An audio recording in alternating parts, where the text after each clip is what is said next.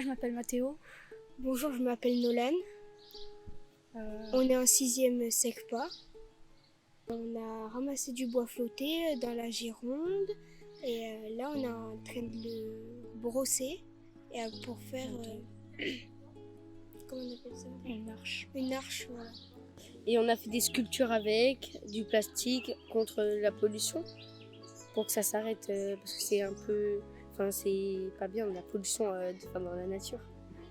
Ça tue les animaux dans la mer avec le plastique et tout. Puis ça pollue beaucoup. Ouais, ça vous touche à vous ça? Ouais. Ouais. Moi, c'est Oui. surtout pour les animaux. Pour les animaux? Ce que j'ai aimé, c'est de faire des petites créations avec des animaux et tout. Moi, j'adore ça parce que je trouve que c'est bien, ça relaxe de travailler dans le jardin, de planter.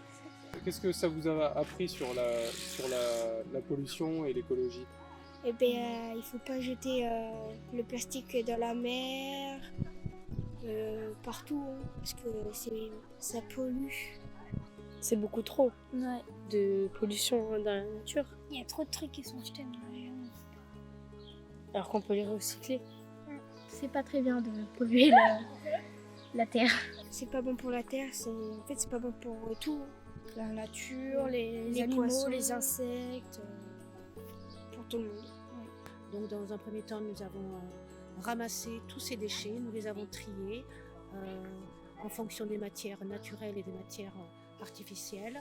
Ensuite, avec le sculpteur Franck Espagnier, nous avons essayé de créer sous forme d'atelier des insectes, moitié matière naturelle, moitié plastique, un petit peu comme notre environnement.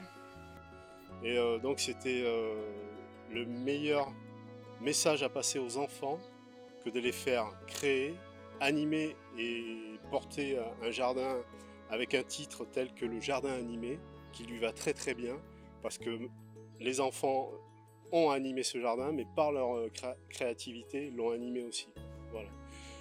Le fond, et surtout le fond de cette animation, c'est surtout faire passer un message à tout le monde, et surtout réveiller les consciences comme quoi on est tous en danger.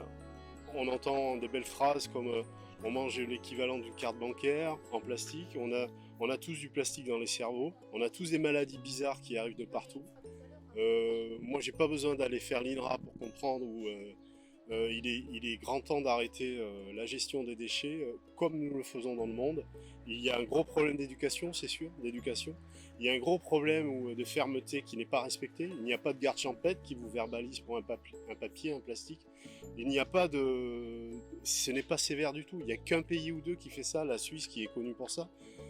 Il y a une grosse partie de l'éducation, mais une grosse partie dans le monde, c'est politique, c'est tout. C'est un enjeu qui est politique. On a su nous arrêter et nous enfermer aussitôt pour l'histoire d'un virus en 2 doigts. On est capable de bien gérer le plastique en 2 doigts, en 2 claquements de doigts, largement, c'est largement possible. Voilà. C'est tout ce que je dirais sur ce projet. Je suis heureux de l'avoir fait avec des enfants parce que les enfants, aujourd'hui, nous écoutent.